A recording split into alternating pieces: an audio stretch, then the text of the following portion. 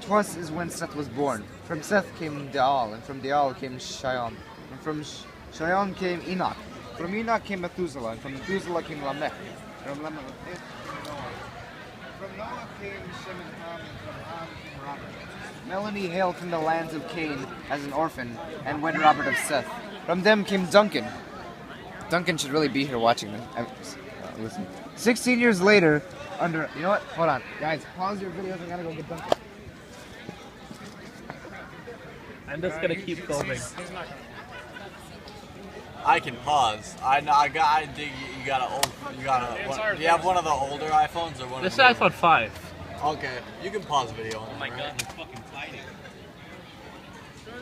Who's fucking fighting? They're fucking fighting. Ah. Stop. We're gonna throat rape you. Alright.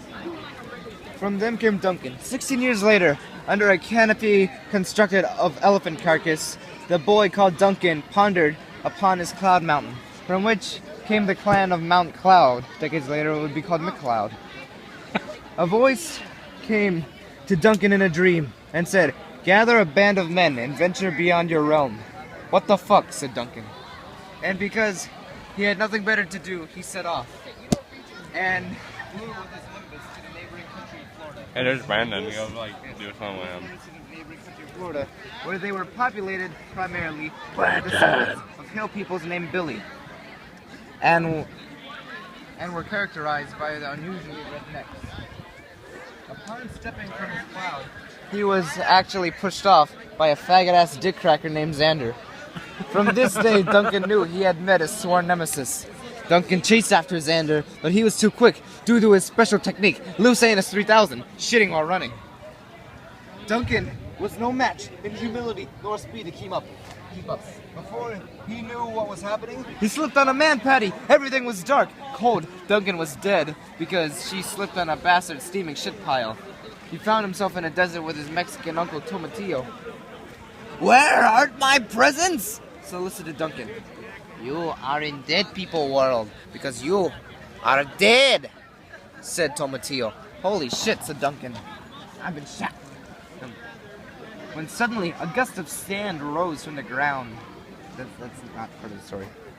From the gust grew a dark shroud. Under the shroud was a three-headed Richard Nixon. Though the two other heads, Ronald Reagan on the left, and some Jewish psychologist from Jonathan's Fairy book. "Listen up, chicken shit. Take the key of destiny," said Nixon.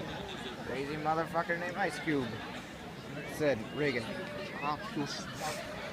"Face Bologna," whimpered the Jew. "Live," they all said. Wait, we should also live at the same time. Fuck it. Because it was three people saying live at the same time. "Live," they all said as they threw a key at Duncan's head. He awoke in a hut. There was a ragged woman cooking in the corner. It took her a few minutes to notice that he was awake. "Are you awake?" asked she. "No, I'm slept," said he. "Fucking nigger!" she screamed, throwing a tomato at him. Duncan sat up close to her. "I'm sorry, you're right." She turned and looked into his eyes, then down to his feet, then back at his eyes. How did you get like this?" asked the woman.